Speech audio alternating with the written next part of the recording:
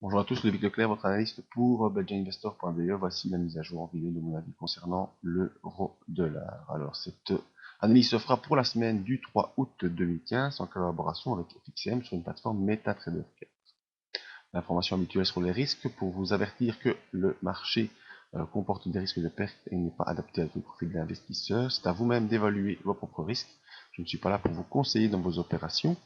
Ce que je vous conseille, c'est d'utiliser des comptes démo afin d'établir vos stratégies et vérifier celles-ci. Ma stratégie à moi, c'est l'analyse des impulsions, une stratégie que je peux vous enseigner, que j'utilise déjà depuis 2010 et qui, vous voyez, cette année, sur les actions, a déjà rapporté ces, ces pourcentages-là en termes statistiques, mais peuvent être utilisés également sur le Forex. Et si vous décidez d'ouvrir un compte FXCM en collaboration avec Belgian Investor, eh bien, il y aura des séances de formation gratuites à la technique des impulsions.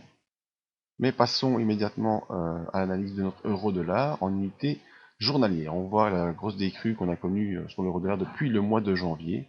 Après, on a connu un point bas ici aux environs des 1,046, point bas qui nous a permis de rebondir et de coincer ici sur les niveaux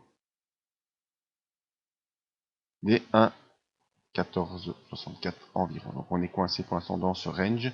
On est venu une première fois au mois d'avril tester ce niveau de résistance. On a échoué, on a consolidé, on est revenu une seconde fois venu tester courant juin cette nouvelle zone de résistance et on a échoué également. Et pour l'instant, on est dans une dynamique baissière où on fait des points bas de plus en plus bas et des points hauts de moins en moins hauts. Cette dynamique baissière, c'est celle-là plutôt qu'on va analyser pour l'instant. Voilà, on a ici un nouveau point bas. Donc on est dans ce range entre 1,1464 et 1,0816. Et pour l'instant, vous voyez qu'on fait donc bel et bien des points bas. C'est pas ça que je vais faire. Ça c'est plus ici. On fait des points bas de plus en plus bas et des points hauts de moins en moins hauts, ce qui nous donne également, je vais essayer de la matérialiser ici. Voilà, donc vous voyez bien, c'est ce genre de dynamique.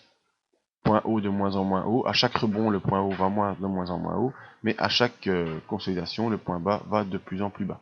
Donc voilà, c'est une dynamique baissière qui, fort probablement, nous fera repartir ici aux environs des 1,081 parce que vendredi, alors on avait réussi début de semaine à franchir la M20, donc ça c'était une bonne nouvelle, on accélérait à la hausse au-dessus de la M20, alors qu'on était coincé depuis quelques séances sous cette M20, on a même eu droit à un croisement haussier de la M7 avec la M20, et puis on a complètement consolidé, et on est revenu s'installer sous la M20 jeudi. Vendredi, on a testé une nouvelle fois de repasser au-dessus de la M20, on a été violemment rejeté en fin de journée, pour terminer aux alentours de cette M20, donc la dynamique baissière n'est toujours pas cassée, malgré le retour momentané au-dessus de la M20.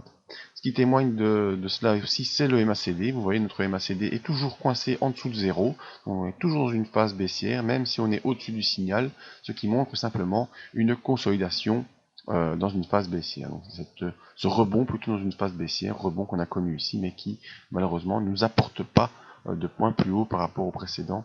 Donc on repart à la baisse. Alors, le RSI qui nous montre la force des impulsions, lui, coincé entre 60 et 40, pas de grosse impulsion pour l'instant.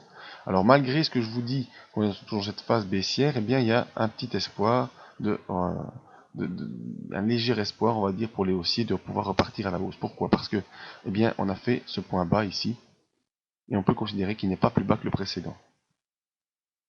Par contre, on n'a pas fait de point haut, et au contraire, on a même été violemment rejeté sous la moyenne mobile cette période et aux alentours de la M20.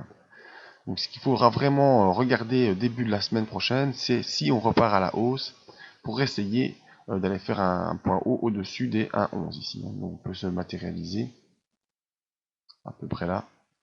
Tac, niveau important, 1,1086.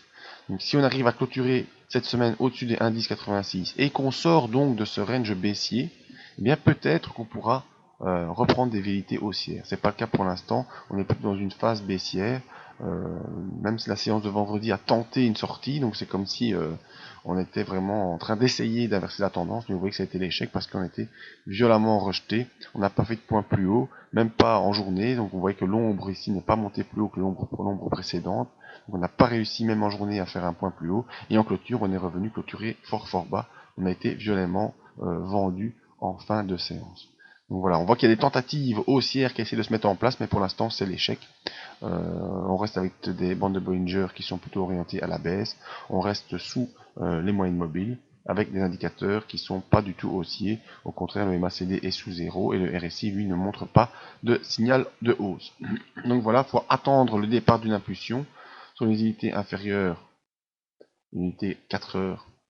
On voit ce départ qui essaie de fonctionner. Donc on a fait ici un point haut, ici un point bas, moins bas que le précédent. Donc on voit qu'on essaye de pousser. Hein, ici, par contre, le point haut qu'on a essayé de faire, un nouveau point haut plus haut que le précédent, ça a été l'échec, on a été rejeté. Voilà, donc on est pour l'instant dans cette petite impulsion haussière sur les 4 heures. Sur les 1 heure, on voit que cette impulsion haussière qui a fait un point haut plus haut que le précédent a été rejetée. Et on essaie ici, pour l'instant on fait un point bas, moins bas que le précédent. Donc on voit qu'il y a des tentatives d'impulsion haussière qui se mettent en place sur l'unité 1 heure, sur l'unité 4 heures, mais en journalier pour l'instant, pas de gros changements. On reste dans cette dynamique baissière pour l'instant, mais on voit qu'il y a des possibilités d'inversion sur les unités inférieures. Pour me contacter, l'adresse email pour des demandes d'analyse gratuite ou d'informations sur la technique des impulsions. La Facebook, le Twitter, mais surtout le site internet le plus important. Venir vous inscrire en bas de page pour obtenir toutes les informations, les analyses, les promos. Et si vraiment le Forex vous intéresse, eh bien, je vous invite à nous rejoindre avec FXCM. Parce que en vous inscrivant sur la plateforme FXCM via nos liens Belgian Investor, vous avez, comme je vous le disais, des formations gratuites à l'analyse des impulsions, ou bien, si vous n'avez pas envie de cette formation, eh bien, des accès pendant 4 mois à notre zone membre qui utilise cette technique d'impulsion pour les actions.